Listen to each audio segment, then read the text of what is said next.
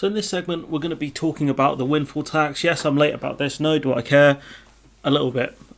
But yeah, this was one I was meaning to get to, so it'll probably be a 7 p.m. bonus release. So Sunak has announced a £15 billion package of support for households struggling with the cost of living crisis, partly funded by a £5 billion windfall tax. Now, there's issues with the windfall tax, which we'll talk about in a few minutes, because there are ways around it. The Chancellor set out what he called a significant set of interventions, very anti kind of small c conservatism. It will include a £650 one-off payment for families on means-tested benefits and an extra £200 for all energy bill payers that will not have to be repaid. Now, this isn't anywhere near enough, given how high energy bills are going. I think they're talking about the cap's going to be above £2,000. So this isn't even a grand. So it's not going to dent, or it's going to dent, but not as much as it really needs to. The oil and gas sector is making extraordinary profits, not as a result of recent changes to risk or taking innovation or efficiency, but as a result of surging global commodity prices, driven in part by Russia's war, he said. And, that's important.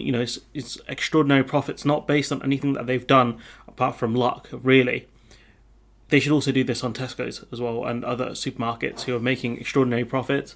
Any companies that are basically benefiting from, the situation we're living in right now. He says a temporary target energy profits levy of 25%, which is a windfall tax, but with a 90% tax relief for firms that invest in oil and gas extraction in the UK. Now, that's dumb. That's dumb for the reason of they should have to invest that money into renewable energy, because that's the future. Investing more in oil and gas extraction in the UK is so stupid, because the resources are finite. I think a lot of the oil and gas in the UK is in the North Sea, which is in Scotland. So if Scotland become independent, what happens then? This should be invested in renewable energy, not invested in oil and gas. It's so stupid, honestly. Should be invested in wind, the green energies of the future. Sunak said he was urgently evaluating the scale of the excess profits made by electricity generators.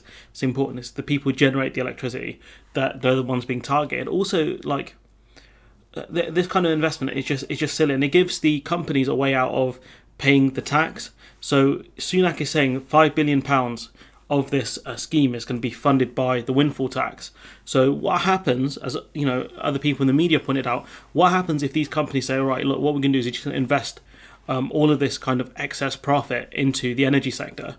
Where's the money? Where's that $5 billion going to come from if all of these companies use this tax loophole? What the government should be doing is taxing them and then using that money to invest in renewable energy. So therefore the government owns those generators rather than having it in the ownership of private companies who are driving this mess. If you look at the difference between the French response, who have capped their energy costs at 4%, and the difference between that and the UK, which is at 54%, you can see what kind of having a state ownership of certain companies, or at least state shares in companies, can do. Responding to Sunak's statement, Shadow Chancellor Rachel Reeves said his adoption of a windfall tax showed Labour were winning the battle of ideas. But that's true, but once they nick all your ideas, what are you going to do? Because all Labour proposes is kind of centristy, not even really centre-left policies. And the Tories will happily eat those because they are a populist party. They do have some, left policies. So what are you going to do when the Tories can eat your weaker policies? The ones that they can get away with? Because what do Labour say now? Oh yeah, we were right about the windfall tax. And the Tories are like, okay, we did it. And Labour are like, oh, you should have done it 5 months ago. It's like, yeah, okay, we did it now. What are Labour going to say next, honestly?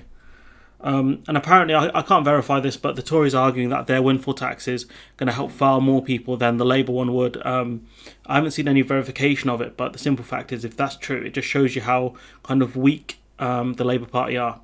Sunak said the public would understand that ministers could not offset all of the increase in prices. They could do for the vast majority of it. They haven't. He said the government will never stop trying to help people. That's false. The government will do their best to annoy as many working class people as possible.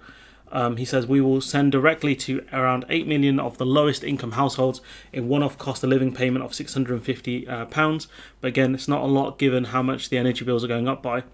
He announced that 8 million pensioners would benefit. The other problem is that it's based on how many houses you own. So if you own more than one house, there's a £400 grant that doesn't have to be paid back. It's mentioned here.